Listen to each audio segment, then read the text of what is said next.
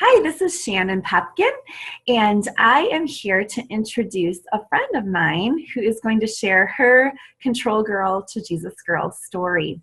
Her name is Michelle Lovelace, and like so many of us, Michelle had just a picture-perfect idea for a happy ending for her family. She had it all worked out in her head, and some things did not fall into place the way that she wanted them to. Hi, Michelle. Welcome. Michelle, go ahead and tell us about your happy ending. What did you have in mind for your family?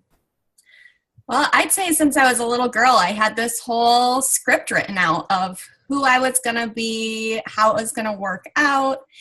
And it all started really right on script. I married my high school sweetheart. We had a cute little house and just a really happy start. But my biggest dream was to be a mom. And I really wanted to be a mom of a big family. I grew up with 4 siblings, and I thought that was fun. But my favorite days were when we all had a friend over and our dinner table was just packed. And so I thought, maybe about 6 kids. That'd be about perfect. A few more than I had and my home growing up. And so when it was time for us to start a family, my very first pregnancy ended in miscarriage, and that was my first dream dashed. And then there was kind of a mix. We had 2 more miscarriages. We also have 3 healthy babies. In the middle of that, I had a son that was stillborn. And so there was it wasn't my script.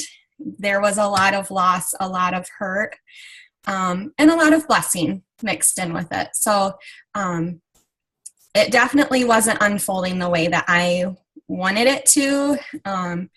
And so I was looking for an alternate way to make this end how I wanted it to, and started to pursue other options. Yeah. So I remember talking to you, has it been maybe a year ago, about something that you found, an answer that would make all of your dreams come true. Yeah. And so tell us about what happened last year.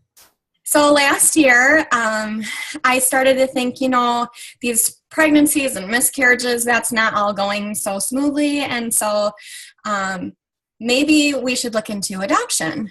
And so I shared this with a friend, and she forwarded an email to me that said that there was a sibling group that was looking for a family. And I thought, yes, I can grow my family super fast, add 2 kids at once. And so we started to pursue that. And so how did that go? Did it make all your dreams come true?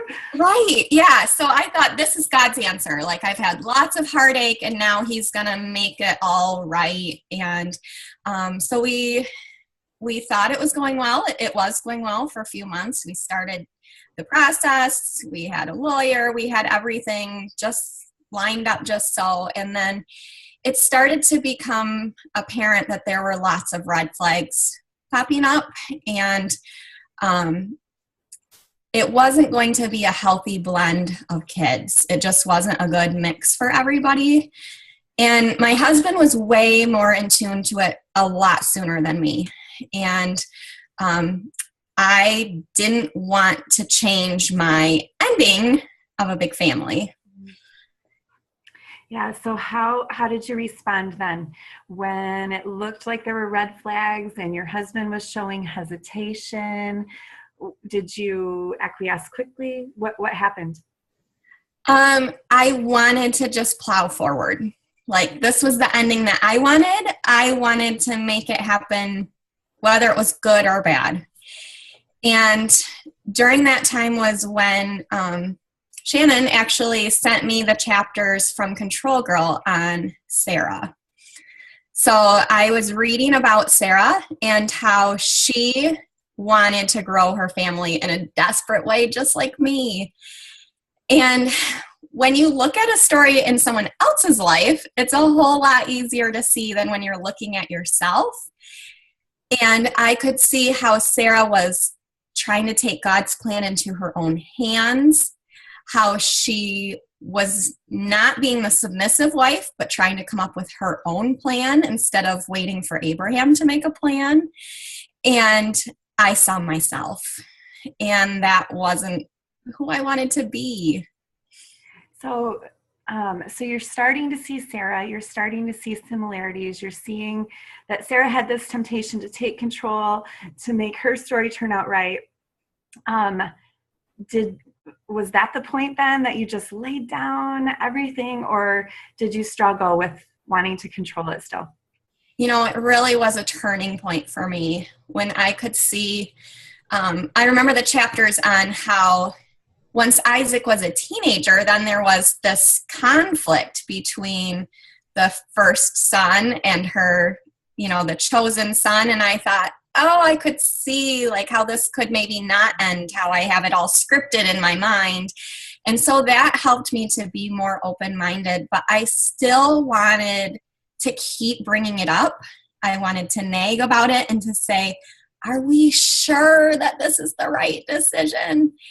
And in that, I learned to start going to God and praying about it. And so instead of bringing it up to my husband all the time, I would bring it up to heaven and just pray and pray and pray. Every time I wanted to talk to my husband, I would talk to God.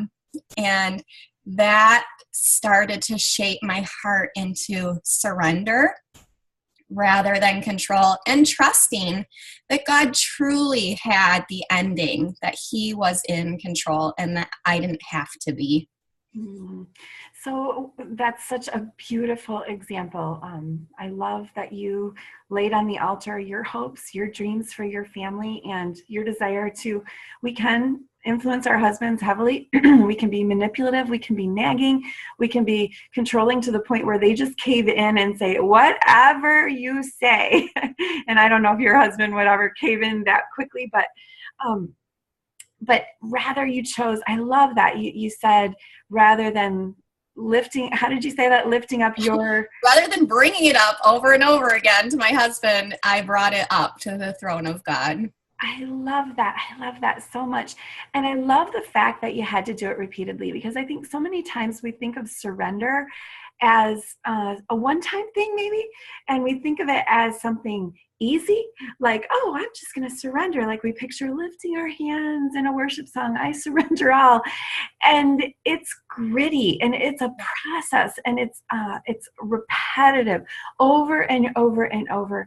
But I'm convinced that this sort of surrender over a period of time is what turns us from control girls into Jesus girls. So what change have you seen in yourself as a result of this trial that you've been through, this challenge, and this repeated surrender that you have committed yourself to? I have learned that when I give it up to God, when I'm submissive to my husband, there's beautiful freedom. I don't have to bear the weight of the outcome. And there's so much peace in that. And I'm really thankful that periodically I feel like God has given me confirmation. He'll send me a person that hears my story for the first time, and they have confirmation of why it was a good decision.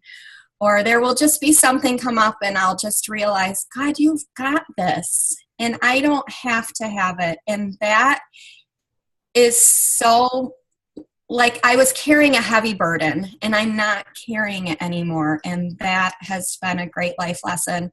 I've said if I could summarize it in one word, it would be enough. I have learned through surrender that God is enough, that my family is enough. And that place of satisfaction is new for me. I've been seeking this perfect scenario, this perfect ending for years. And now it's like, if this is my story, this is a good story and I'm enjoying it. And that's really a gift. Oh, and it's such a gift. I completely agree. Michelle, thank you so much for sharing your story of laying down the burden of trying to control everything and making it all turn out right. A story of surrender, of submission to your husband, of letting God write the rest of the story for your family. And I believe you will truly be blessed.